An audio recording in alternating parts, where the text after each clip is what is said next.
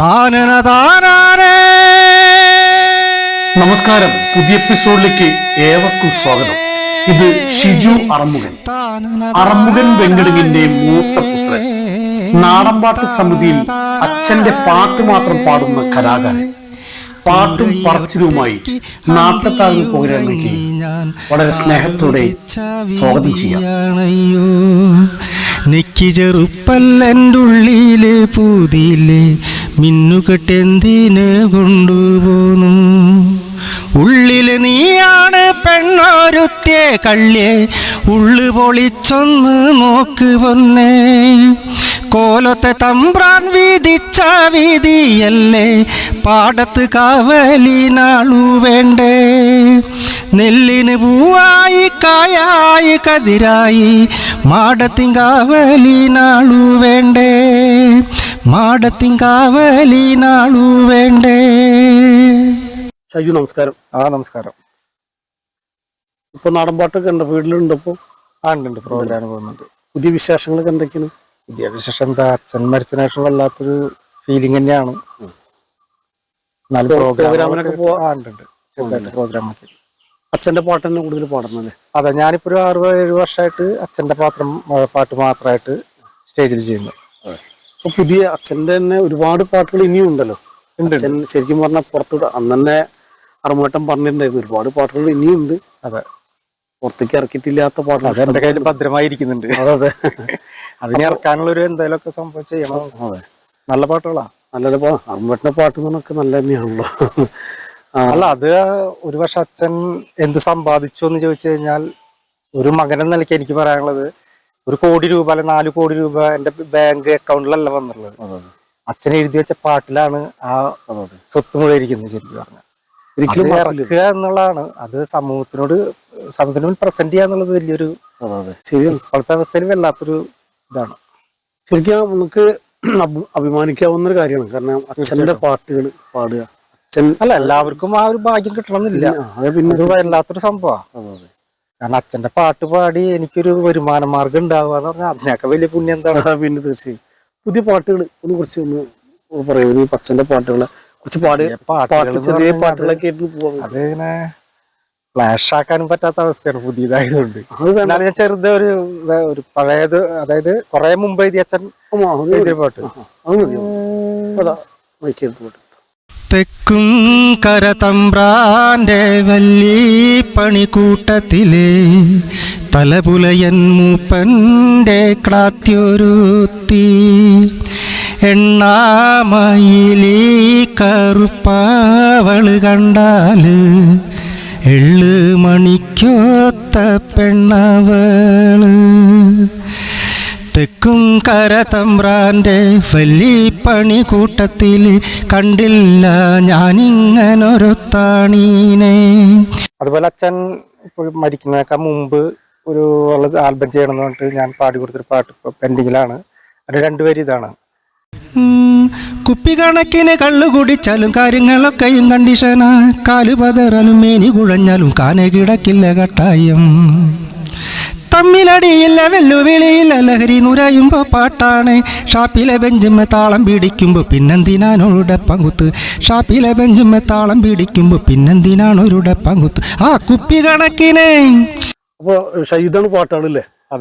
എഴുതി വെച്ച പാട്ടുകളല്ലേ? ഒക്കെ നല്ല പാട്ടുകളാണ് എല്ലതും. അതുപോലെ ഷിജു കുട്ടിക്കാലൊക്കെ ആവുന്ന സമയത്ത് അച്ഛന്റെ പാട്ടുകൾ കേട്ടിട്ടാണ് വളർന്നത്. അപ്പോ അച്ഛൻ ആ ഒരു പ്രായത്തിൽ ഒരുപാട് പാട്ടുകൾ എഴുതിയിട്ടുണ്ടല്ലോ. അപ്പൊ അതിനെ കുറിച്ചുള്ള കുറച്ച് ഓർമ്മകളൊന്ന്. അച്ഛൻ എന്റെ ചെറുപ്പത്തിൽ ശരിക്കും പറഞ്ഞ അച്ഛൻ അമേച്ചർ നാടകങ്ങളിലൊക്കെ പോകുന്ന ഒരു ആർട്ടിസ്റ്റാണ്. അപ്പോ നല്ല നല്ല പാട്ടുകൾ അച്ഛൻ, അതായത് അന്നത്തെ നാടകങ്ങൾക്ക് എന്ന് പറഞ്ഞു കഴിഞ്ഞാൽ 3 മണിക്കൂർ മുമ്പ് ചെല്ലുക. അന്ന് രാത്രി 8 മണിക്ക് കളിക്കേണ്ട ഇതാണെങ്കിൽ 2 മണിക്കൂടെ ചെല്ലും. ഒരു കിറ്റാണ് ശരിക്കും പറഞ്ഞത്. അതൊക്കെ എന്റെ പാപ്പന്റെ അച്ഛന്റെ അനിയുണ്ട്, ഹാർമോണിയം വായിക്കും. അച്ഛൻ തബലിസ്റ്റ് വിത്ത് ഒരു വയലിനിസ്റ്റ്. ശരിക്കും പറഞ്ഞ അച്ഛൻ തബലിസ്റ്റാണ്. തബലിസ്റ്റ് തബല കുട്ടി പാട്ട് അവർക്കൊരു പാട്ട് ആരെങ്കിലും കൊടുക്കും, അതപ്പൊ തന്നെ കമ്പോസ് ചെയ്ത് പാടുകയാണ്. ശരിക്കും അതായിരുന്നു അച്ഛന്റെ കലാകാരൻ എന്നുള്ള അച്ഛന്റെ സ്റ്റാർട്ടിങ്. ഇവിടെ ഒരു ചെറിയൊരു സ്ഥാപനം ഉണ്ടായിരുന്നു അവിടെ, കൈരളി കലാവധി എന്ന് പറഞ്ഞൊരു സ്ഥാപനം ഉണ്ടായിരുന്നു. അവിടെ നിന്നൊക്കെയാണ് അച്ഛന്റെ ഉത്ഭവം. എന്നെ സംബന്ധിച്ച് എനിക്ക് ചെറുപ്പത്തിൽ ഞാൻ ആദ്യമായിട്ട് ഒരു സ്റ്റേജിൽ പാടുന്നത് അച്ഛന്റെ കൂടെ തന്നെയാണ്. ഓ ഓ ശരി. അച്ഛൻ അതിവിടെ അടുത്തൊരു ഏകദേശം എത്ര പ്രായത്തിലായി? ഏകദേശം ഞാൻ 3ാം ക്ലാസ്സിലോ 2ാം ക്ലാസ്സിലോ പഠിക്കുമ്പോ. ശരി. അത്ര ഓർമ്മ നാടൻപാട്ട് തന്നെയായിരുന്നു? നാടൻപാട്ടായിരുന്നില്ല, അത് സിനിമ പാട്ടായിരുന്നു. ശരി. അപ്പൊ പാപ്പ ഹാർമോണിയം വായിക്കേണ്ട അച്ഛൻ, നമ്മളിപ്പോ ചെറിയ കുട്ടികള് സ്റ്റേജിൽ നിന്ന് പാടാന്നുള്ള ലെവലല്ല. അച്ഛൻ്റെ അടുത്ത് ഞാൻ നിൽക്കുന്നു, ഞാൻ മൈക്കിൽ പാടുന്നു. അത് പാടിയ പാട്ട് ഇതാണ്: പാട്ടൊന്നു പാടുന്നേ പണനാര്, പൈമ്പാല് പോലുള്ള നാടൻ പാട്ട്.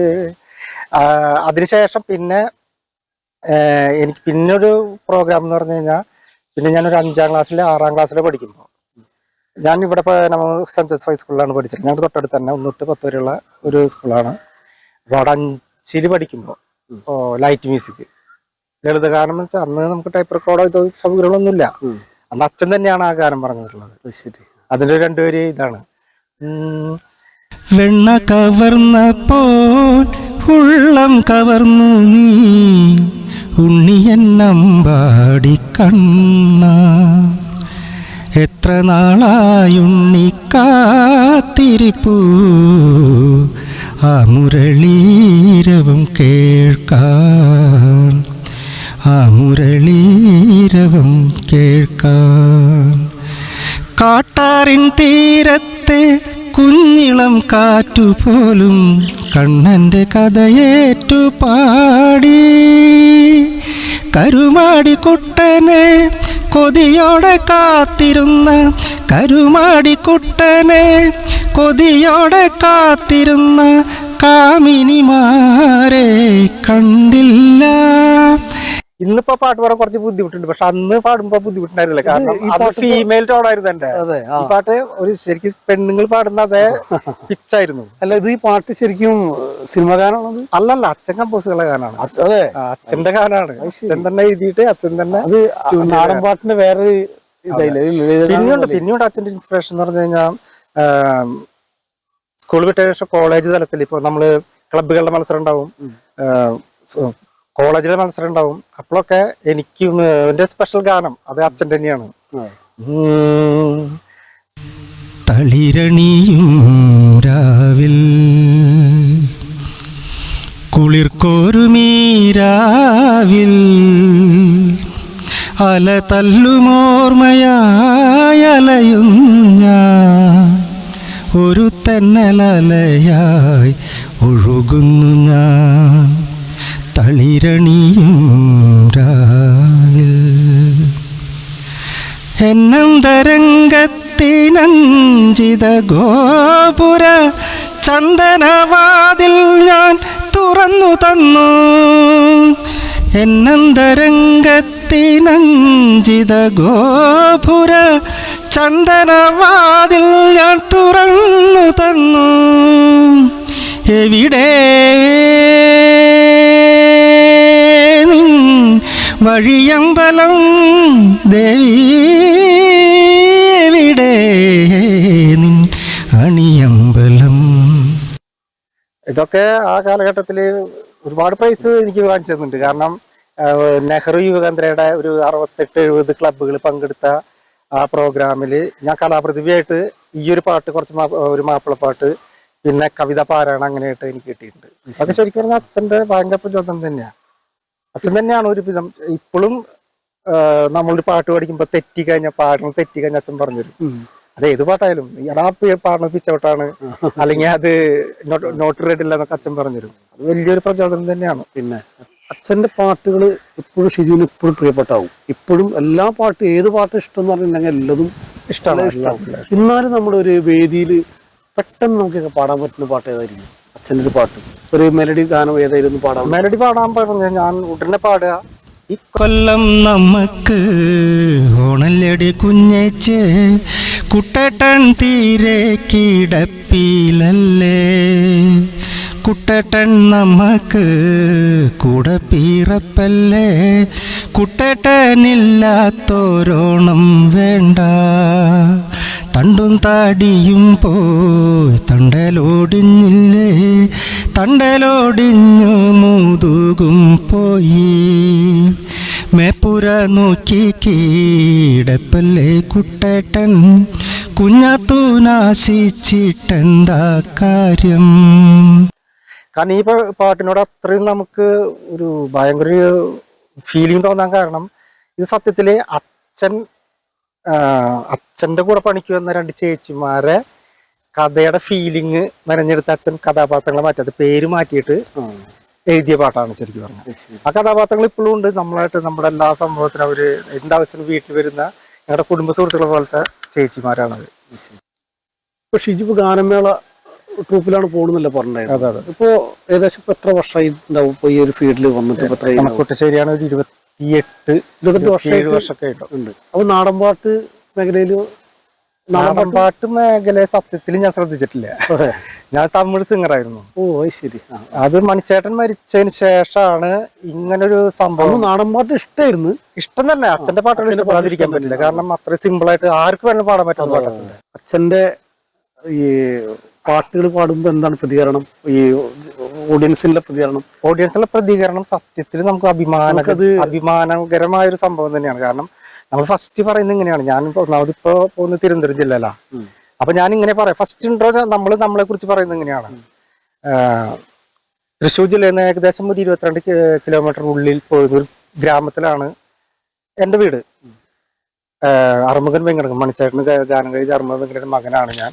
അപ്പൊ എനിക്ക് മണിച്ചേട്ടന്റെ പോലെ പാടാനുള്ള കഴിവൊന്നുമില്ല. പക്ഷെ എൻ്റെ അച്ഛൻ എഴുതിയ പാട്ടുകള് ചെറുപ്പത്തിൽ പഠിച്ച ഒരു ഇത് വെച്ചിട്ട് ഞാൻ പാടുകയാണെന്ന് പറഞ്ഞിട്ടാണ് നമ്മൾ പ്രസന്റ് ചെയ്യണത്. അപ്പൊ തന്നെ ആൾക്കാർക്ക് ഒരു വളരെ ലാളിത്യം അങ്ങനത്തെ ഒരു സംഭവം വരും. അവര് നമ്മള് എന്റെ കണക്കൂട്ട് ശരിയാണെങ്കിൽ ഇതുവരെ ആ ഒരു കൂകിയിട്ടില്ല, ഒരാൾ പോലും കിട്ടില്ല. പിന്നെ നമ്മൾ പാടുമ്പോ സിമ്പിളായിട്ട് നിന്ന് അവരടുത്ത് മിങ്കിൾ ചെയ്ത് പാടുന്നു. നല്ല സംഭവമാണ് ശരിക്കും. അപ്പൊ ഷിജിപ്പോ നമ്മൾ ഇത്ര കാര്യങ്ങൾ ഇപ്പൊ സംസാരിച്ച് ഇപ്പൊ അവസാനമായിട്ടൊന്നും ചോദിക്കാം. ഇപ്പോ അച്ഛന്റെ പേരില് അച്ഛന്റെ ഓർമ്മകൾ എപ്പോ നിൽക്കണല്ലോ, നമ്മുടെ ഹൃദയത്തിൽ എപ്പോഴും ഉണ്ട്. അപ്പൊ അച്ഛന്റെ പേരില് അല്ലെങ്കിൽ അച്ഛന്റെ ഓർമ്മയ്ക്കായിട്ട് ഇനി എന്താ പുതിയത് എന്താ ചെയ്യാൻ ഉദ്ദേശം? പുതിയത് എന്ന് പറഞ്ഞു കഴിഞ്ഞാൽ അച്ഛനെ പോലെ അച്ഛന്റെ പാട്ടുകൾ തന്നെ ഒരു 10-30 പാട്ടോളം എനിക്ക് അറിയാവുന്നതിരിക്കുന്നുണ്ട്. അതുപോലെ തന്നെ ആ കാലം എഴുതി വെച്ചിട്ടുണ്ട് ഫിക്സ്ഡ് ഇറക്കാൻ പറ്റുന്ന പാട്ടുകൾ. പിന്നെ മാത്രല്ല അച്ഛന്റെ ഏത് പാട്ടെടുത്ത് ചെയ്താലും ഞങ്ങൾക്ക് ചെയ്യാൻ പറ്റും. അച്ഛന്റെ പാട്ടുകൾ ഉണ്ടല്ലോ ഇപ്പോ. അതെ, അത് പുറത്തേക്ക് ഇറക്കാനായിട്ട് നല്ല മനസ്സുള്ള ആരെങ്കിലും മുന്നോട്ട് വരികയാണെങ്കിൽ നമുക്ക് തീർച്ചയായിട്ടും ചെയ്യാൻ പറ്റും. അച്ഛന്റെ പാട്ടൊന്നും മാത്രമല്ല ശരിക്കും, അച്ഛന്റെ പാട്ടൊന്നും മാത്രമല്ല ശരിക്കും.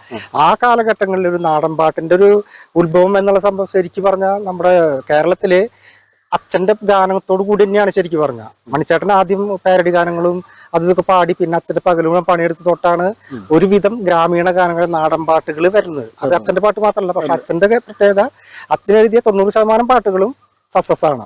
അതാണ് അച്ഛന്റെ പ്രത്യേകത. ബാക്കിയുള്ളവർ എഴുതിയിട്ടുണ്ട്, പക്ഷെ അവരൊക്കെ 1-2 പാട്ടിൽ ഒതുങ്ങി. അതിന് ഉദാഹരണം പറയുകയാണെങ്കിൽ ഉണ്ണിമാപ്രാണം, ചന്ദ്രൻ പേരൂര് ചേട്ടനെ ഇന്ന് വരെ സോഷ്യൽ മീഡിയ കണ്ടിട്ടില്ല. ആ പരലി എഴുതിയ ആളാണ്. ഞാൻ എപ്പോഴും ആളെ ബൂസ്റ്റ് ചെയ്ത് എന്റെ അച്ഛന്റെ അതേ സെറ്റപ്പിലാണ് ആള്. കാരണം ഒരു കൂലിപ്പണിക്കാരൻ ഇന്നുവരെ ഒന്നായിട്ടില്ല 1-2 പാട്ട് ഫേമസ് എഴുതി. പക്ഷെ 8-9 ഭക്തിഗാനങ്ങളിലെ ആള് പങ്കെടുത്തിട്ടുണ്ട്. അതൊക്കെ ഹിറ്റുകളാണ്. മണിച്ചേട്ടന്റെ തന്നെ പാട്ടുകൾ അതന്നെ ഇഷ്ടമായി. മിന്നാമിനുങ്ങിന്റെ വേർഡ്സ് ശരിക്കും പറഞ്ഞ അദ്ദേഹത്തിന്റെയാണ്. മിന്നാമിനുങ്ങ. അപ്പൊ അങ്ങനത്തെ ഒരുപാട് കലാകാരന്മാരെ പാട്ടുകൾ ഇരിക്കുന്നുണ്ട്. ശരിക്കും നമുക്കൊരു 100 പാട്ടിന്റെ ബഡ്ജറ്റ് ശരിക്കും ഓൾറെഡി ഉണ്ട് ഇപ്പൊ. ഇത് ചെയ്യാൻ ബഡ്ജറ്റ് ഇല്ല. അതില് നല്ല മനസ്സുള്ള ആൾക്കാർ മുന്നോട്ട് വരട്ടെ. അതല്ലേ വേണ്ടത്. വന്നു കഴിഞ്ഞാൽ എന്താ വെച്ചാൽ ഞാൻ രക്ഷപ്പെടും മാത്രമല്ലല്ലോ, അതിനോട് ചുറ്റിപ്പെട്ടുന്ന ഒരുപാട് പേർക്ക് ജീവന മാർഗമായി മാറും. അതെ. എന്തായാലും ഇന്നത്തെ ഒരു എപ്പിസോഡിൽ പ്രത്യേകിച്ചും ഈ നമ്മുടെ ഒരു അറുമുഖം വെങ്കടന് അദ്ദേഹത്തിനെ ഒരിക്കൽ കൂടെ ഓർമ്മിക്കാൻ നമുക്കുള്ള ഒരു അവസരം ഉണ്ടായി. അന്ന് കണ്ടതാണ്. അപ്പൊ എന്തായാലും സന്തോഷം ഇന്നത്തെ എപ്പിസോഡിൽ വന്നതിലും പാട്ടുകൾ പാടിയതിലും അച്ഛനെ പറ്റിയുള്ള ഓർമ്മകൾ പുതുക്കിയതിലും വളരെ സന്തോഷമുണ്ട്. തിരിച്ചിപ്പോ ചേട്ടന്റെ ചാനലിൽ നാട്ടിലെ താരങ്ങൾ പറഞ്ഞ് ഒരുപാട് പേരെ ചേട്ടൻ പരിചയപ്പെടുത്തുന്നുണ്ട്. അത് മറ്റുള്ളൊരു ചാനലിൽ അങ്ങനെ ചെയ്യുന്നത് ഞാൻ കണ്ടിട്ടില്ല. അച്ഛന്റെ കുറെ എപ്പിസോഡ് എടുത്തിട്ടുണ്ട്, അനിയത്തിയിലൊക്കെ എടുത്തിട്ടുണ്ടെന്ന് എനിക്കറിയാം. എൻ്റെ ആദ്യമായിട്ടാണ് എടുക്കുന്നത്. എന്തായാലും ആ ഒരു നല്ല മനസ്സിന് ഒരുപാട് നന്ദി പറഞ്ഞുകൊണ്ട്